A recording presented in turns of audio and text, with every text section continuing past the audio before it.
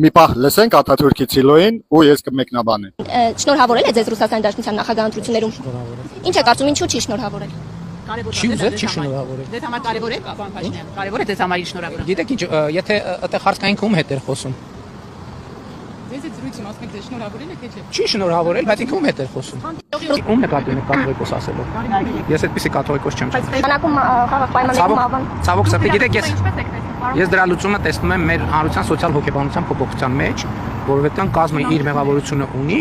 բայց ելի եմ ասում ամեն առանձին դեպք պետք է առանձին դիտվի, բայց ընդհանուր առմամբ երևույթի վերաբերյալ իմ դիրքորոշումը առաջին անգամ չէ որ ասում եմ։ Եվ դա իհարկե խնդրեմ է, որը պետք է լուծել, բայց ցավոք սրտի այդ նախարարներ են փոխվում, նույնիսկ իշխանություններ են փոխվում, բայց այդ խնդրեմը ճանաչման ներկա մնա։ Մենք հիմա բոլորս արձանագրում ենք որ այդ խնդրեմը Հայաստանինն է, բայց այդ խնդրեմը Հայաստանինը չի, դա ԵԱՏՄ խնդրեմն է։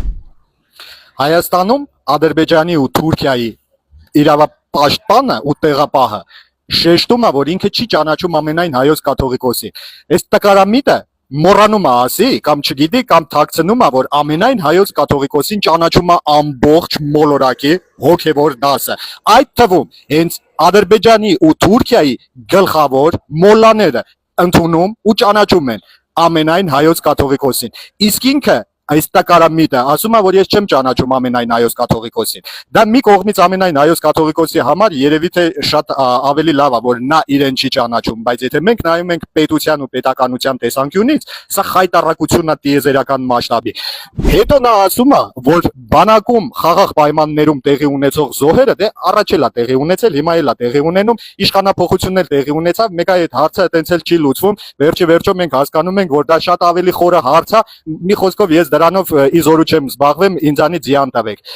Հետո նա ասում է, որ ինքը չի նեղվում, որ Ռուսաստանի Դաշնության նախագահը իրեն չի շնորհավորել։ Շնորհավորանքը այլ երկրի պետության ղեկավարի կողմից նշանակում է ընդունել տվյալ երկրի ղեկավարին, բայց այս դեպքում ինքը խուսանավում է ու շատ հետաքրքիր ձևով ասում է, բա ում հետ էր խոսում։ Նա խոսում էր դեռևս նախկին վարչապետի հետ էր խոսում, այլ ոչ թե ներկա։ Ու առհասարակ այն որ նա քեզ չի ընդունում, դրանից մեծ հաշվով ոչինչ չի փոխվում, որովհետև այնքան իշխան կախվածություն դու ես ստեղծել Հայաստանը տարել մցրել Ռուսաստանի տակ, երբեք Հայաստանը այսքան կախվածություն չի ունեցել։ Իսկ մյուս կողմից դու ԵԱՏՄ-ին, որ ասում ես, որ մենք ենք մեղավոր, բայց դա ԵԱՏՄ-ի խնդիրն է, դու անում ես հետևյալը.